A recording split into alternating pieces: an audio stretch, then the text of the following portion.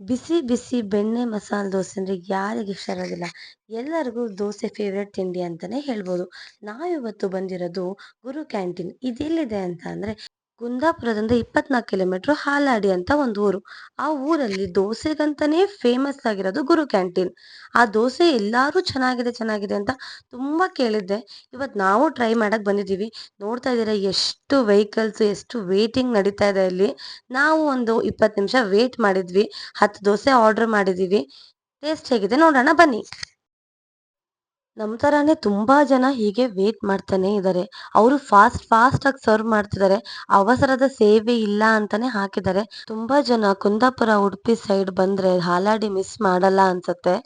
ನಾವು ಕುಂದಾಪುರಕ್ಕೆ ಫೋಟೋ ಶೂಟ್ಗಂತ ಹೋಗಿದ್ವಿ. ನಾವು ಹಾಲಾಡಿ ದೋಸೆ ತಿನ್ಕೊಂಡೇ ಹೋಗೋಣ ಅಂತ ಕರೆಕ್ಟ್ ಟೈಮ್ಗೆ ಬಂದಿದ್ದೀವಿ. ಅವರು ಅಷ್ಟೇ ಫಾಸ್ಟಾಗಿ ಸರ್ವ್ ಮಾಡ್ತಾರೆ. ಚಟ್ನಿ, ಬೆಣ್ಣೆ ಯಾವುದು ಮಿಸ್ ಮಾಡಲ್ಲ. ಒಂದು ಪ್ಲೇಟಿಗೂ ಒಂದು ಮಿಸ್ ಮಾಡಲಿಲ್ಲ. ದೋಸೆನೂ ಒಂದೇ ಹದದಲ್ಲಿ, ಒಂದೇ ಶೇಪ್ ಹೀಗೆ ಒಯ್ತಾರೆ. ಅದು ನೋಡೋಕ್ಕೆ ಖುಷಿ ಆಗ್ತಾ ಇತ್ತು. ನೋಡ್ತಿದ್ದಂಗೆ ಫಾಸ್ಟಾಗಿ ದೋಸೆ ಹಾಕ್ಬಿಟ್ರು. ಅದ್ರ ಮೇಲೆ ತುಪ್ಪ ಹಾಕ್ತಾ ಇದ್ದಾರೆ. ನೋಡ್ತಿದ್ರೇನೆ ಖುಷಿ ಆಗ್ತಿತ್ತು. ದೋಸೆನ ಎಷ್ಟು ಚೆನ್ನಾಗಿ ಒಂದೇ ಹದದಲ್ಲಿ ಬೇಯಿಸ್ತಾ ಇದ್ದಾರೆ. ತುಪ್ಪ ಹಾಕಿ ಎಣ್ಣೆ ಹಾಕಿ ಬೆಣ್ಣೆನಾ ಮತ್ತೆ ಈಗ ಅದಕ್ಕೆ ನೆಕ್ಸ್ಟ್ ಮಸಾಲೆ ಹಾಕ್ತಾರೆ. ಮಸಾಲೆ ಹಾಕಿ ಅಲ್ಲೇ ಮಸಾಲೆ ಅದರಲ್ಲಿ ಹಂಚಲ್ಲಿ ಫ್ರೈ ಮಾಡ್ತಾರೆ. ಅದಾದ್ರ ಮೇಲೆ ಮತ್ತೆ ರೋಸ್ಟ್ ಮಾಡಿ ತುಪ್ಪ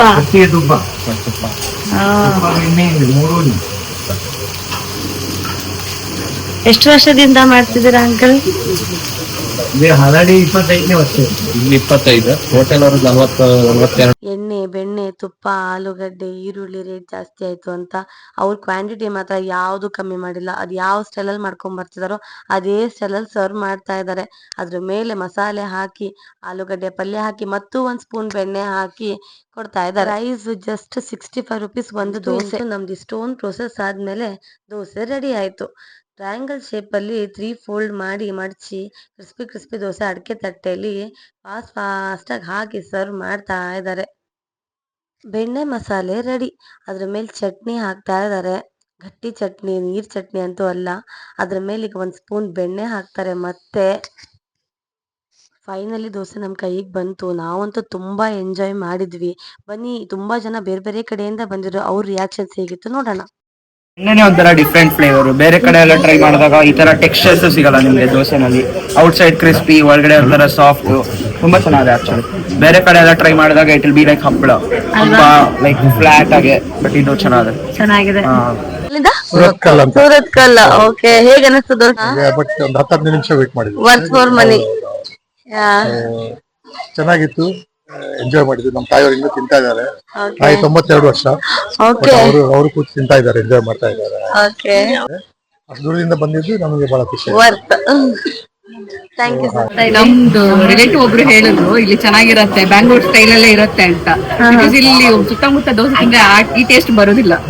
ಬ್ಯಾಂಗ್ಳೂರ್ ಮಾತ್ರ ಸಿಕ್ಕೋದು. ಚಟ್ನಿ, ಪಲ್ಯ ಎಲ್ಲಾದ್ರು ಸೂಪರ್. ಮಿಸ್ ಮಾಡ್ಕೊಳ್ತಿದ್ವಿ ಬರ್ದಿರ ಇದ್ರೆ. ನನ್ನ ಕಸಿನ್, ನನ್ನ ತಮ್ಮ ಇಲ್ಲೇ ಶಂಕರನಾರಾಯಣದಲ್ಲಿ ತೋಟ ಇದೆ. ತೋಟಕ್ಕೆ ರಜಾ ಇತ್ತಲ್ಲ, ಬಂದಿದ್ವಿ. ನೀನು ಒಂದು ಹಾಲಾಡಿನಲ್ಲಿ ಒಂದು ದೋಸೆ ತಿನ್ನಿಸ್ತೀನಿ ಬಾ ಅಂದೆ. ನಾನು ಇವತ್ತು ಬೆಳಗ್ಗೆ ಎಲ್ಲ ದೇವಸ್ಥಾನಕ್ಕೆ ಹೋಗಿ ಸುಸ್ತಾಗೋಯ್ತು, ಬೇಡ ಬೇಡ ಅಂದೆ. ದೋಸೆ ತಿಂದ್ಮೇಲೆ ಹೇಳು ಹಿಂಗೆ ಇದೆ ಅಂತ ಹೇಳ್ದ.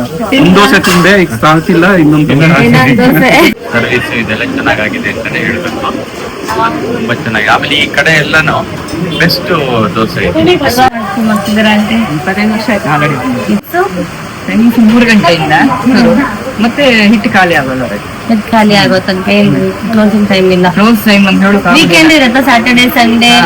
ಸ್ಯಾಟರ್ಡೆ ಸಂಡೇ ಇರುತ್ತೆ, ರಜೆ ಗೂಗಲ್ ಅಲ್ಲಿ ಹಾಕ್ತೀರಾ. ಎಲ್ಲಾ ದೋಸೆ ಲವರ್ಸ್ ಯಾರಾದ್ರೂ ಹಾಲಾಡಿ ಸೈಡ್ ಬಂದ್ರೆ ದೋಸೆ ಮಿಸ್ಸೇ ಮಾಡಬೇಡಿ, ಮಸ್ಟ್ ಟ್ರೈ ಅಂತಾನೆ ಹೇಳ್ತೀನಿ.